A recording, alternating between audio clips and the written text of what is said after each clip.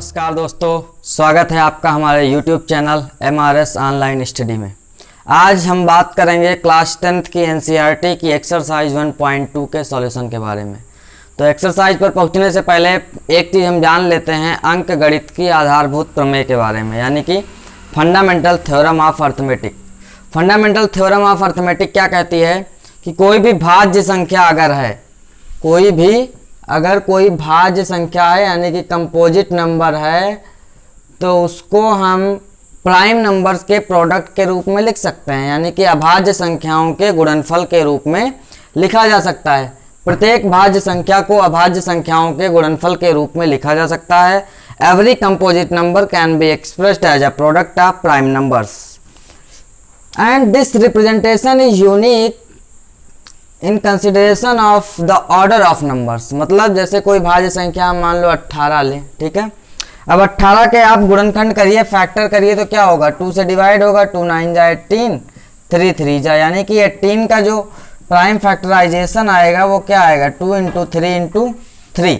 2 भी प्राइम है, 3 भी प्राइम है, 3 भी प्राइम है, और ये 18 क्या है, कंपोजिट है। एंड दिस आर्डर, ये आर्डर जो है, इस आर्डर मैटर नहीं करता। इसको हम इस प्रकार से भी लिख सकते हैं, 3 इंटू 2 इंटू 3 लिख सकते हैं। इसको हम 3 इंटू 3 इंटू 2 लिख सकते हैं। तो ऑर्डर से हमको कोई दिक्कत नहीं है, लेकिन जो ये नंबर्स होंगे ये यूनिक होंगे। इसके अलावा कोई ऐसा नंबर नहीं मिलेगा कि इन 3 नंबर का प्रोडक्ट लें और 18 के अलावा कोई आए, ठीक है। तो every composite number can be expressed as a product of prime and this representation is unique in consideration of order of the number. प्रत्येक भाज्य संख्या को अभाज्य संख्याओं के गुणनफल के रूप में लिखा जा सकता है और नंबर का क्रम जो है वो मैटर नहीं रखता है, और ये रिप्रेजेंटेशन अद्वितीय होता है।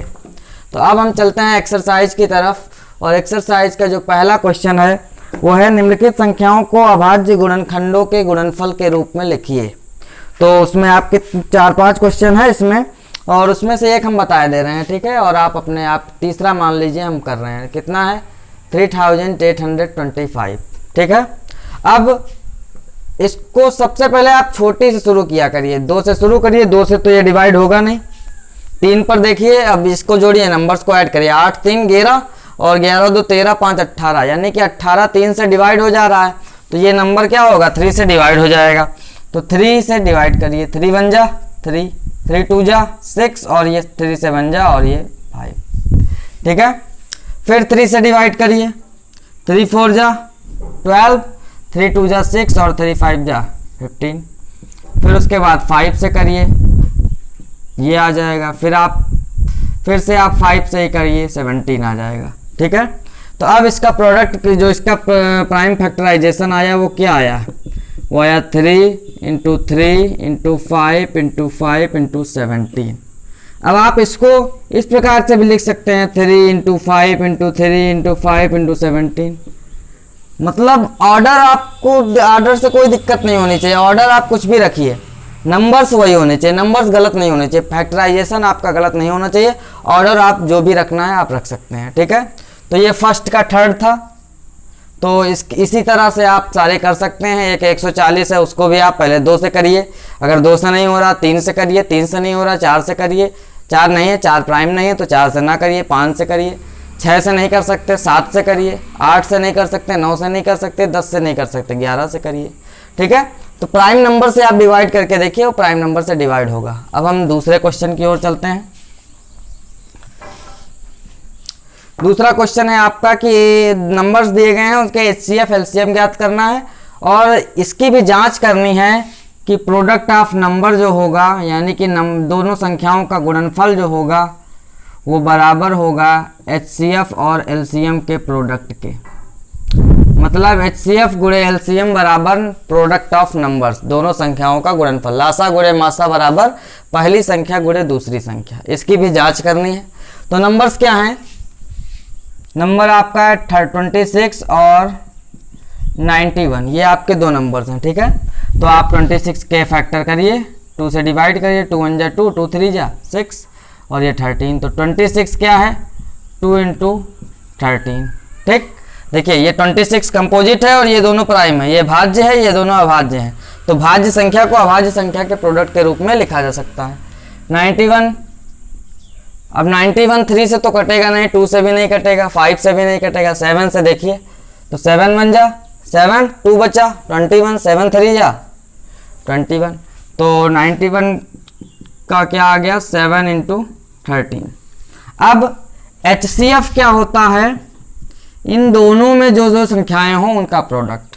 तो इसमें 13 है, इसमें भी 13 है, तो केवल 13 इसका HCF हो जाएगा। LCM क्या होगा 2 × 7 × अब 13 दोनों में है ना, तो 13 को एक बार लिखेंगे, तो ये इसका LCM हो जाएगा। कैसे 2 7 जा 14 × 13 मल्टीप्लाई कर दीजिए, 13 चौको 52 के 2 कैरी हो गए 5, 13 करने 13 5 18, यानी कि 182 इसका आ जाएगा LCM आपका। अब इसकी जांच करनी है, तो क्या करिए आप, पहले तो एक तरफ जो है number of product of number कर लीजिए, प्रोडक्ट ऑफ नंबर्स, तो 26 और 91 का मल्टीप्लाई करिए, ठीक है। उसके बाद आप HCF और LCM का प्रोडक्ट कर लीजिए, HCF × LCM का, तो HCF क्या है आपका 13 है और LCM क्या है 182 है, तो इसका मल्टीप्लाई करिए, 13 2 जा 26 6 कैरी 2, 13 8 104 2 6 कैरी 10, 13 करने 13 10 23। फिर यहाँ आप जब मल्टीप्लाई करेंगे तो 26 करने 26 के 6 हासिल आए 2, फिर 26 9 या 234 और 234 तो हम तीसरे क्वेश्चन की ओर चलते हैं। तीसरा क्वेश्चन है आपका HCF और LCM ज्ञात कीजिए। नंबर्स हैं आपके, तीसरे का फर्स्ट है 12 15 एंड 21, ठीक है। तो इनके HCF और LCM आपको ज्ञात करने हैं, तो आप इसके सबसे पहले फैक्टराइजेशन निकालिए, तो ये 2 6 जा और 2 3 जा, फिर 15 का निकालिए आप 3 5 जा, 21 का निकालिए आप 3 7 जा, यानी कि 12 क्या हो जाएगा 2 × 2 × 3, 15 क्या हो जाएगा 3 × 5, 21 क्या हो जाएगा 3 × 7। अब दोनों तीनों में क्या है कॉमन 3 है एक, तो ये तो इसका HCF हो जाएगा। HCF क्या हो जाएगा इसका 3, लेकिन LCM में क्या लेते हैं कॉमन वाले का 1 ले लेंगे, यानी कि 3, और फिर ऊपर 2 2 लिखे हुए हैं, और फिर ये 5 और ये 7, तो इसका आप मल्टीप्लाई कर लीजिए, 3 2 जा 6 6 2 जा 12 12 5 जा 60 और 7 जा 420, तो ये इसका LCM हो जाएगा। तो इन नंबर्स का LCM क्या आएगा 420 और HCF क्या आएगा 3, ठीक है। तो इस तरह से हम HCF और LCM निकालते हैं। अब आप हम फोर्थ क्वेश्चन की ओर चलते हैं। फोर्थ क्वेश्चन भी बहुत सिंपल है, क्या है HCF और LCM दिए गए हैं दो नंबर्स के। HCF दिया गया 306 और 657 का HCF दिया गया है कितना 9, और LCM आपको निकालना है, ठीक है। तो आपको फॉर्मूला पता है कि HCF × LCM is equal to product of numbers, is equal to product of numbers. तो HCF आपको पता है 9, LCM आपको नहीं पता, तो LCM को ऐसे ही रहने दीजिए। प्रोडक्ट ऑफ नंबर्स, नंबर्स क्या क्या हैं 306 एंड 657, तो मल्टीप्लाई कर लीजिए। फिर आप LCM क्या होगा, ये 9 कहाँ चला जाएगा, इधर डिवीजन में चला जाएगा, अपॉन में ये 9 से डिवाइड करिए 657 को, क्या हो जाएगा 9 7 जा 63, 2 बचेगा 2 7 9 3 जा 27। तो यानी कि आप अगर 306 और 73 को आप मल्टीप्लाई कर लीजिए, यही आपका क्या हो जाएगा LCM हो जाएगा, ठीक है। मल्टीप्लाई आप करना अच्छे से जानते हैं, आप मल्टीप्लाई कर लीजिए, यही आपका आंसर हो जाएगा, ठीक है। अब हम चलते हैं फिफ्थ क्वेश्चन की ओर। फिफ्थ क्वेश्चन क्या कह रहा है कि n के किस मान के लिए संख्या 6 की पावर n 0 पर समाप्त होगी। मतलब 6 की पावर n जब निकालेंगे तो उसका जो अंतिम डिजिट आएगा वो 0 आएगा। तो कोई भी संख्या अगर अंतिम डिजिट जिसका 0 पर समाप्त होता है तो उसके अभाज्य गुणनखंड में 2 और 5 जरूर आएंगे, 2 और 5 जरूर आएंगे। जैसे 10 को आप देख लीजिए क्या होगा 2 × 5, आप 120 को देख लीजिए क्या होगा 2 से आप करिए 2, ये हो जाएगा 60, ये हो जाएगा 30, ये हो जाएगा 15, 3, 5, 2 और 5 आए कि नहीं। तो इस तरह से कोई भी नंबर जो 0 पर समाप्त होता है उसमें 2 और 5 जरूर आएगा। लेकिन यहाँ अगर हम 6 के गुणनखंड की बात करें तो 6 के गुणनखंड में क्या आएगा, केवल 2 और 3, यानी कि 2 इंटू 3 की पावर n, यानी कि 2 की पावर n यानी कि 3 की पावर n इंटू, ठीक है। तो यानी कि केवल 2 और 3 इसके अभाज्य गुणनखंड में आएंगे, इसलिए ये कभी भी 0 पर समाप्त नहीं होगा, यानी कि इसका मान इसकी जो यूनिट डिजिट होगी वो कभी भी 0 नहीं होगी। फिर अगर हम 6 क्वेश्चन की बात करें, 6 क्वेश्चन कह रहा है एक नंबर दिया गया और पूछ रहा है कि ये भाज्य संख्या क्यों है, ठीक है। 6 में क्या पूछ रहा है, एक नंबर दिया गया है, नंबर क्या है 7 इंटू 11 इंटू 13 प्लस 13। पूछ रहा है ये व्हाई दिस इज कंपोजिट, ये भाज्य क्यों है। तो देखिए 13 दोनों में हम क्या करते हैं, 13 को कॉमन ले लेते हैं, तो 7 इंटू 11 प्लस 1, यानी कि ये क्या बन जाएगा 13 इंटू 78।